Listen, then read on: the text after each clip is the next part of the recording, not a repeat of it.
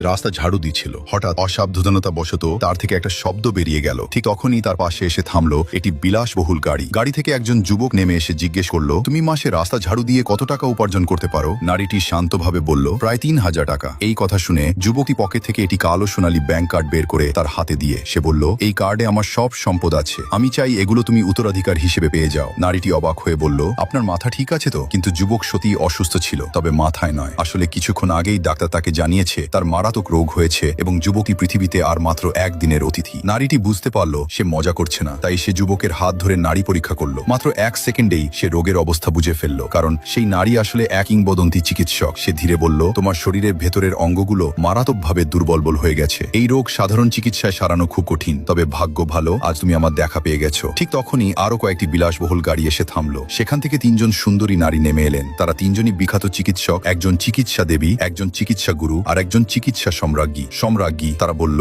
ওকে ছেড়ে দিন, আমরা পরীক্ষা করি। একজন করে সবাই তার নারী পরীক্ষা করলো। তারা প্রতিজ্ঞা করলো নিজেদের সমস্ত জ্ঞান দিয়ে তাকে সুস্থ করার চেষ্টা করবে। যুবকের সচিব ভেবেছিল এবার হয়তো তার মালিক বেঁচে যাবে, কিন্তু রাস্তা ঝাড়ু দেওয়া সেই নারী বলল, ওরা তাকে বাঁচাতে পারবে না। এই কথা শুনে আশেপাশের লোকজন অবাক হয়ে গেল। ঠিক তখনই যুবকের হঠাৎ অসুস্থতা বেড়ে গেল এবং সে অজ্ঞান হয়ে পড়ল। পরের পার্ট দেখার জন্য ফলো দিয়ে কমেন্টে পার্ট 2 লিখে দিন।